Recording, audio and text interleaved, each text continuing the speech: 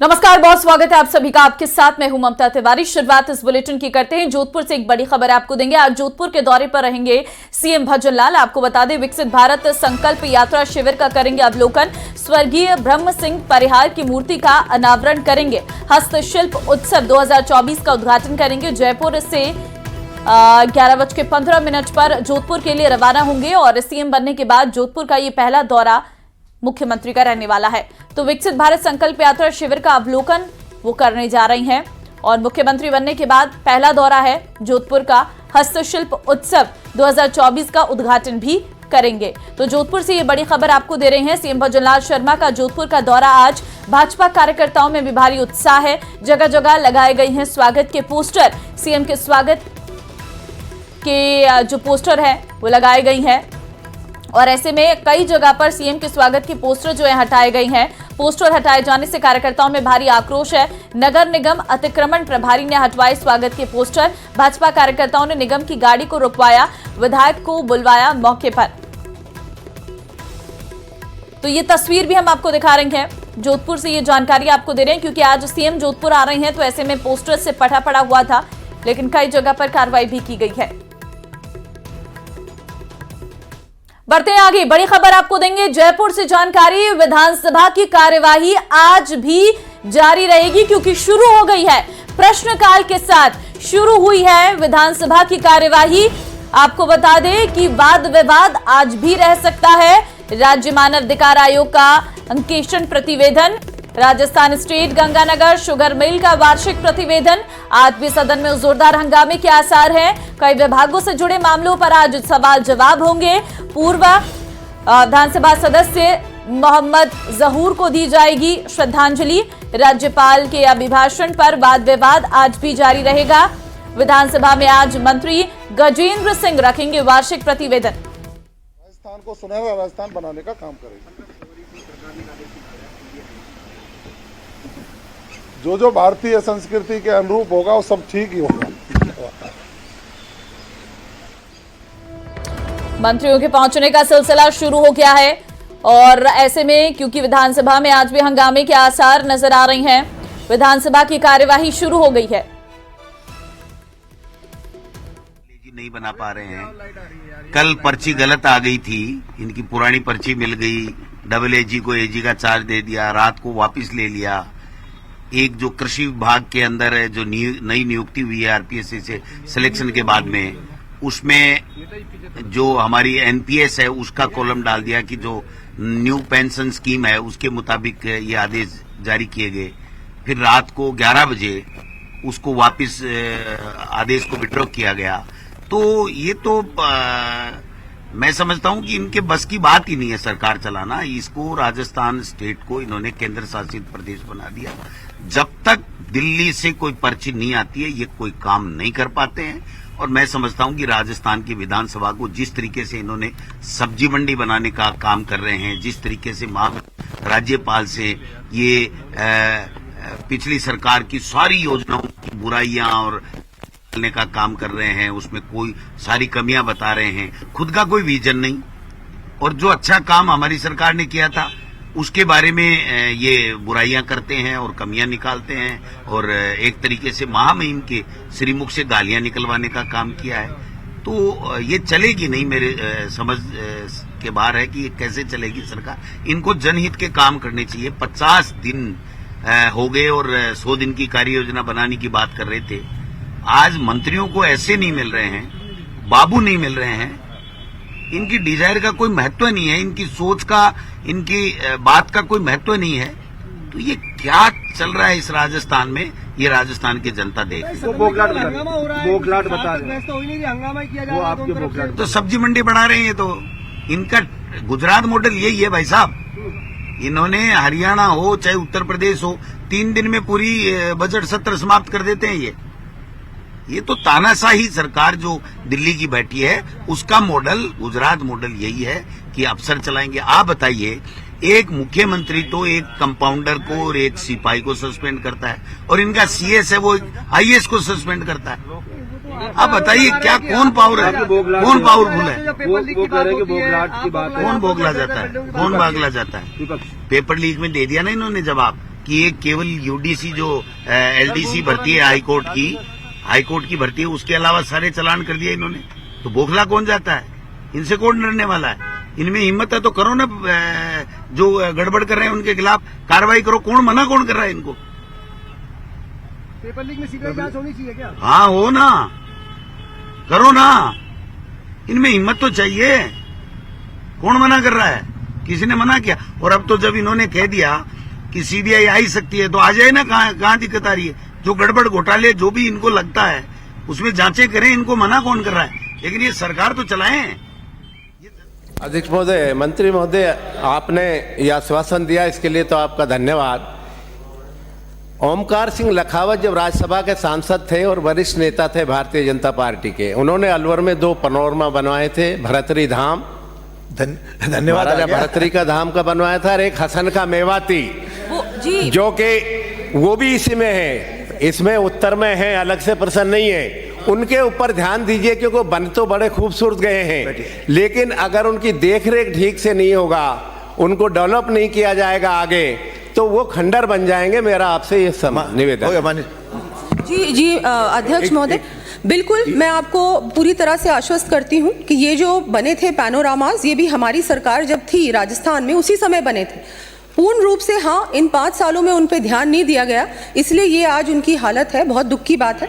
इस पे पूर्ण रूप से ध्यान देके इनको और भी अच्छा बनाया जाएगा पूरी तरह से ज़्यादा टूरिस्ट वहाँ तक पहुँचे, वहाँ की फैसिलिटीज़ और ज़्यादा अच्छी हो, उस पर पूर्ण रूप से ध्यान दिया जाएगा। धन्यवाद। माननीय अध्यक्ष महोदय, क्योंकि माननीय सदस्य ने जो क्वेश्चन उठाया काफ़ी महत्वपूर्ण है अलवर के लिए, मैं एक ही बात जानना चाहूँगा। आपने जो राशि इसमें दी है, इसमें कितनी राशि का व्यय हो गया, कितने के टेंडर हो गए, कितनी राशि बाकी है, अभी काम होना बाकी है? एक तो आप ये मुझे बता दें।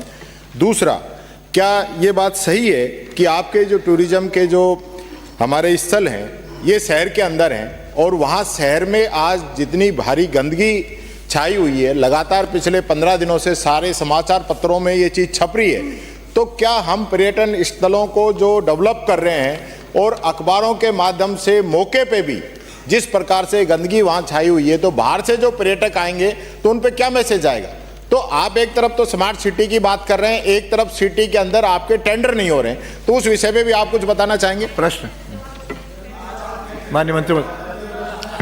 माननीय अध्यक्ष महोदय, बिल्कुल जो आपने ये बात कही, पूरा विवरण वैसे मैंने हमारे माननीय सदस्य तक पहुंचा दिया है, लेकिन अगर आप कहेंगे तो आपको भी ये पूरा विवरण जो कार्य चल रहे हैं, कितनी राशि अभी तक। तो विधानसभा की कार्यवाही इस वक्त लगातार जारी है। फिलहाल एक बड़ी खबर आपको देंगे। प्रदेश भर में पेपर लीक का मुद्दा गर्माता दिखाई दे रहा है। विधानसभा में इस मुद्दे को लेकर जमकर बहस हुई और उसके दूसरे दिन ही राजस्थान लोक सेवा आयोग ने सिविल लाइन थाने में 5 फर्जी अभ्यर्थियों के खिलाफ मुकदमा दर्ज कर दिया और 5 के खिलाफ नकल अधिनियम के तहत ही अलग अलग धाराओं में मुकदमा दर्ज कर लिया गया है और इसकी जांच अजमेर एडिशनल एसपी स्तर के अधिकारी द्वारा की जाएगी। ये सभी उन संदिग्ध जिलों से आते हैं जहां से पहले भी फर्जी और डमी अभ्यर्थी सामने आई हैं। अब तक करीब 1 दर्जन अभ्यर्थियों को जांच के दौरान पकड़ा गया है।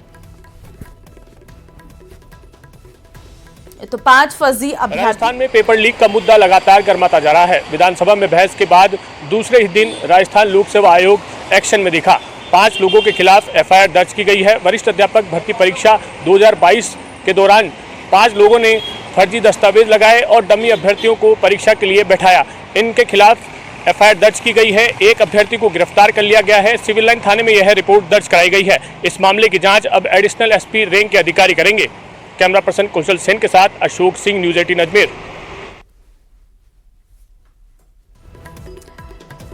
तो पेपर लीक का ये मामला सदन से लेकर सड़क तक गरमाया हुआ है और मामले में एक्शन भी लिए जा रहे हैं। फर्जी अभ्यर्थियों के खिलाफ मुकदमा दर्ज, 5 फर्जी अभ्यर्थियों के खिलाफ नकल अधिनियम की धाराओं में मामला दर्ज किया गया है। और चलिए अब टोंक से आपको बड़ी खबर देते हैं। दूसरे दिन भी जारी थाने का घेराव। आपको बता दें, मेहंदवास थाने का घेराव दूसरे दिन भी जारी है। अमरीश मीणा हत्या में खुलासा ना होने से गुस्सा है परिजन और ग्रामीण जो है वो लगातार धरने पर बैठे हुए हैं। आरोपियों की गिरफ्तारी, नौकरी की मांग की जा रही है। तो दूसरे दिन भी ये धरना लगातार जारी है। अमरीश मीणा की हत्या का खुलासा न होने पर ये गुस्सा है। ग्रामीण और मृतक के परिजनों का धरना जो है लगातार जारी है। इस ठंड में भी सभी डटे हुए हैं, आरोपियों की गिरफ्तारी की मांग कर रहे हैं और नौकरी की भी मांग की जा रही है। प्राण प्रतिष्ठा के बाद अयोध्या में श्रद्धालुओं के दर्शन का आज दूसरा दिन है।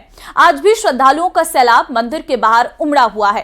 पूरी रात भर श्रद्धालु रामलला के दर्शन के लिए कतार में लगे रहे। पहले दिन करीब 5 लाख श्रद्धालुओं ने एक दिन में भगवान रामलला के दर्शन किए। भारी भीड़ को देखते हुए प्रशासन पूरी तरह अलर्ट पर है। भीड़ बढ़ने के बाद सीएम योगी ने अयोध्या पहुंचकर खुद व्यवस्था की कमान संभाली। श्रद्धालुओं की भीड़ को काबू में करने और उनकी सुविधा को लेकर अफसरों को कई आवश्यक दिशा निर्देश दिए गए। भीड़ को देखते हुए दर्शन के समय को रात 10 बजे तक बढ़ा दिया गया। पहले दिन लगभग 5 लाख श्रद्धालुओं ने भगवान रामलला के दर्शन किए। बाहर से आने वाले श्रद्धालुओं को आसपास के जिलों में रोका गया ताकि व्यवस्था सुचारू रूप से संचालित होती रहे।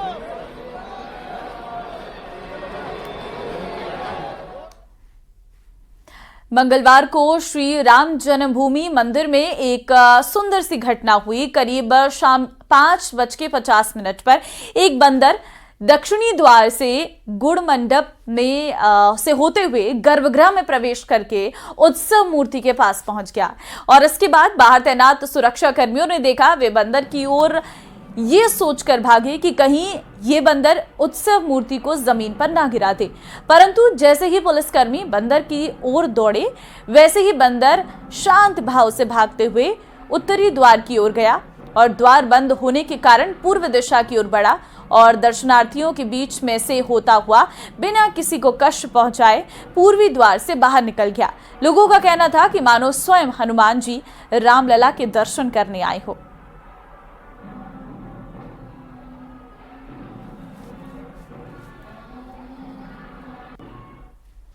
राम मंदिर में रामलला की प्राण प्रतिष्ठा पर समाजवादी पार्टी के नेता स्वामी प्रसाद मौर्य ने एक और विवादित बयान दिया है। उन्होंने कहा है कि अगर प्राण प्रतिष्ठा से पत्थर में जान आ जाती है तो क्या इससे मुर्दा जिंदा हो सकते हैं। उन्होंने प्राण प्रतिष्ठा को ढोंग बताया है। पूरी दुनिया में भारत एक ऐसा देश है जहां पत्थरों में प्राण प्रतिष्ठा किया जाता है। हमारे समाजवादी पार्टी के प्रवक्ता भी बैठे थे डिबेट में, भाटी जी, उन्होंने कहा संत जी तो अच्छा है, अपने परिवार में मरने वाले लोगों की जो लाशें होती हैं उसमें भी प्राण प्रतिष्ठा कर दो, हमेशा जिंदा रहा करेंगे, कभी मरने ही नहीं, अमर हो जाएंगे। तो अगर प्राण प्रतिष्ठा करने से पत्थर सजीव हो जाता है, प्राण प्रतिष्ठा करने से तो मुर्दा क्यों नहीं चल सकता है। उधर कांग्रेस नेता उदित राज ने स्वामी प्रसाद मौर्य के बयान का समर्थन किया है, जबकि बीजेपी ने राम मंदिर पर सियासत करने वालों पर पलटवार किया है। दुनिया में एक ही जगह ऐसा है जहां पत्थर में प्राण डाला जाता है, जान डाला जाता है। ये तो आश्चर्य है भाई। अयोध्या में भगवान श्री राम की प्राण प्रतिष्ठा सुप्रीम कोर्ट के फैसले के बाद ही संभव हो पाई है। ये धार्मिक मुद्दा है, ये राजनीतिक मुद्दा नहीं है। विपक्ष का एक ही मुद्दा है कि किसी भी प्रकार सनातन धर्म को, भगवान राम के साथ जो जुड़ी लोगों की आस्था है, उसको चोट पहुंचाना ही इंडी गठबंधन का एकमात्र लक्ष्य है। उधर राहुल गांधी ने कहा है कि देश में कोई राम की लहर नहीं है, जबकि केंद्रीय मंत्री अनुराग ठाकुर ने कहा है कि अब तो राम को काल्पनिक बताने वाले भी श्री राम की शरण में आ रहे। ऐसी कोई बात नहीं है कि लहर है, ऐसी कोई बात नहीं है। मैंने आपको उस दिन भी बताया, ये बीजेपी का एक पॉलिटिकल प्रोग्राम है। इसमें उन्होंने नरेंद्र मोदी जी ने वहां पे मतलब पूरा फंक्शन किया। जो राजनीतिक दल भगवान राम को ही काल्पनिक बताते थे, राम सेतु पर प्रशंसन खड़ा करते थे, कांग्रेस और विपक्ष के नेताओं को भी राम जी की शरण में आना ही पड़ा। ज्ञानवापी की एएसआई सर्वे रिपोर्ट सार्वजनिक करने की मांग पर आज वाराणसी जिला कोर्ट में सुनवाई होगी। संभावना जताई जा रही है कि आज इस पर ऑर्डर भी आ सकता है। सुनवाई दोपहर 2:30 बजे से होगी। बता दें कि मंदिर और मस्जिद पक्ष की ओर से एएसआई सर्वे की रिपोर्ट की कॉपी मेल पर मांगी गई है। आज तो भाई हमारा प्रयास हम लोगों का ये होगा कि जो बंद लिफाफे में सारे सर्वे रिपोर्ट दाखिल है इसको खोला जाए, यानी कि डिस्क्लोज़ किया जाए। इस पे हमारा पूरा पक्ष है, हमारी पूरी टीम, सब लोगों का प्रयास ये रहेगा। अब कोर्ट को निर्णय लेना है कि इसको खोला जाए या बंद रखा जाए, लेकिन हम लोगों का प्रयास ये है, हम लोगों की पूरी बहस, हम लोगों की पूरा पक्ष जो है इस पे होगा कि इसको डिस्क्लोज़ किया जाए। और डिस्क्लोज़ करने में कहीं कोई बुराई नहीं है, कहीं इसका कोई रिएक्शन नहीं होना है, चूँकि न्यायालय का मामला है और न्यायालय के हर निर्णय को सहर्ष पूरा देश स्वीकार करता है, आम आदमी स्वीकार करता है, ये हमारा मानना है। इसलिए इस पे कहीं कोई दिक्कत नहीं है और आज बहुत महत्वपूर्ण दिन है। केंद्र की मोदी सरकार ने बिहार के पूर्व मुख्यमंत्री कर्पूरी ठाकुर को भारत रत्न दिए जाने का ऐलान किया है और राष्ट्रपति द्रौपदी मुर्मू ने उनकी सवी जयंती से एक दिन पहले यानी कि 23 जनवरी को यह घोषणा की है। कर्पूरी ठाकुर 2 बार बिहार के मुख्यमंत्री और 1 बार डिप्टी सीएम रहे हैं। वे पिछड़े वर्गों के हितों की वकालत करने के लिए जाने जाते हैं। बिहार के सामाजिक न्याय का मसीहा उन्हें माना जाता है।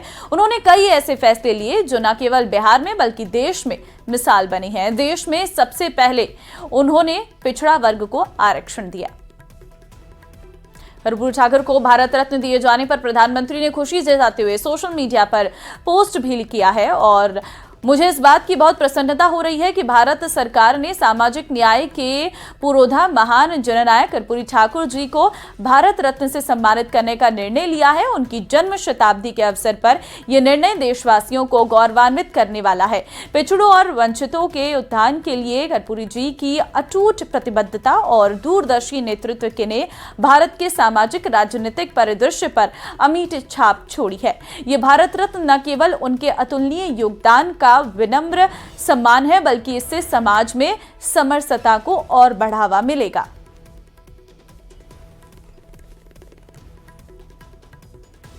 जननायक कर्पूरी ठाकुर को भारत रत्न देने की घोषणा पर परिवार में अपार खुशी देखी जा रही है। पटना में उनके छोटे बेटे वीरेंद्र कुमार अपने परिवार के साथ रहते हैं। भारत रत्न देने की खबर मिलते ही पूरे परिवार में खुशियां छाई। हाथ हटाई ना वो भैया। भारत सरकार ने यह घोषणा किया, इतनी बड़ी उपाधि दी।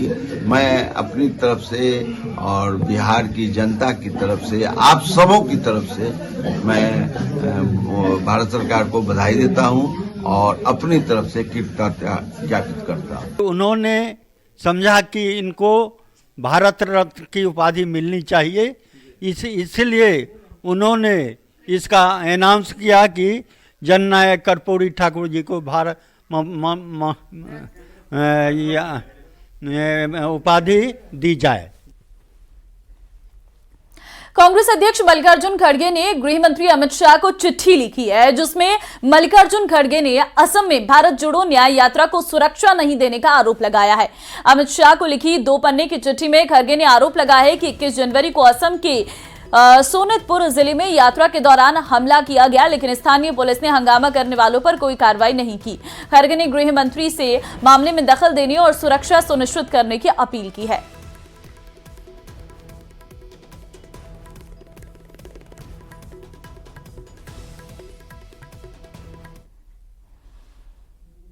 आज ईडी की टीम पूर्वी भारत से लेकर पश्चिम भारत तक एक्शन में है। अब से कुछ देर बाद मुंबई में ईडी की टीम शरद पवार के पोते रोहित पवार से सहकारी बैंक घोटाले के मामले में पूछताछ करेगी। शरद पवार और सुप्रिया सुले एनसीपी कार्यकर्ताओं के साथ ईडी दफ्तर पहुंचने वाले हैं, लेकिन उससे पहले हजारों की संख्या में एनसीपी कार्यकर्ता शरद पवार के घर जुटना शुरू हो गए हैं और रोहित पवार पर महाराष्ट्र स्टेट कोऑपरेटिव बैंक घोटाले का आरोप है। घोटाला करीब 20,000 करोड़ का बताया जा रहा है। बहुत सारे फाइल्स मैं लेके जा रहा हूँ, जो भी डॉक्यूमेंट्स ईडी के ऑफिस और उनके अधिकारियों ने मांगे वो सब लेके जा रहा हूँ। उसी के साथ वो जो भी पूछेंगे उसको मैं उत्तर दूंगा। और जो भी सपोर्ट करना है वो सपोर्ट मैं वहाँ पे करूँगा। अगर आप ईडी के अधिकारी के बारे में बोले तो वो उनका काम कर रहे हैं, उनके खिलाफ मेरा कुछ भी नहीं है। मैं तो हर वक्त उनको सपोर्ट करने के लिए सोचता हूँ और अभी सपोर्ट भी करूँगा। अगर जो हमारे विरोध में जो लोग हैं पॉलिटिकली, उनका अगर कहना है कि इस बंदे पे प्रेशर डाला जा सकता है तो शायद वो भूल गए मैं मराठी मानुस हूँ, मैं डरता नहीं। और अगर प्रेशर डालने के लिए ये सब कुछ हुआ है तो एक गलत बंदे पे उन्होंने ये एक्सपेरिमेंट किया है, ऐसे मुझे ऐसे लोगों को लग रहा है कि वहाँ पे शायद अरेस्ट भी हो सके। मैंने गलत तो कुछ किया नहीं, मैं जो भी डॉक्यूमेंट वो मांगेंगे वो देने वाला हूँ, तो अरेस्ट का प्रश्न आता नहीं। पश्चिम बंगाल के राशन घोटाले से जुड़े मामले में ईडी की टीम एक बार फिर तृणमूल कांग्रेस नेता शेख शाहजहां के घर पर पहुंची है। वो वही टीएमसी नेता हैं जिनके घर पर 5 जनवरी को पहुंची ईडी की टीम पर भीड़ ने हमला किया था। इस बार ईडी की टीम पूरी तैयारी के साथ पहुंची है। उनके साथ सीआरपीएफ की एक कंपनी भी है। 24 से ज्यादा गाड़ियों में केंद्रीय सुरक्षा बल के जवान तैनात है। इसके अलावा स्थानीय पुलिस भी मदद के लिए मौके पर मौजूद है। इससे पहले 5 जनवरी को ईडी की टीम टीएमसी नेता शेख शाहजहां के ठिकाने पर पहुंची थी। तब शेख के समर्थकों ने ईडी अधिकारियों पर हमला कर दिया था। इस मामले में ईडी के साथ साथ केंद्रीय सुरक्षा बल के वाहनों पर भी तोड़फोड़ की गई थी। इस दौरान 3 अफसर घायल हो गए थे। और कोलकाता से अयोध्या के लिए चला क्रूज बस्ती में सरयू नदी में फंस गया। रात भर मशक्कत के बाद क्रूज को निकाला गया और फिर अयोध्या के लिए रवाना किया गया। जानकारी के मुताबिक कोहरे में दिशा बदलने और नदी का जलस्तर कम होने के कारण क्रूज फंस गया था। श्रद्धालु क्रूज के जरिए जो है भगवान राम का दर्शन करने अयोध्या जा रहे हैं। सरयू नदी के चांदपुर तटबंध के कटारिया गांव के पास नदी में फंस गया था क्रूज।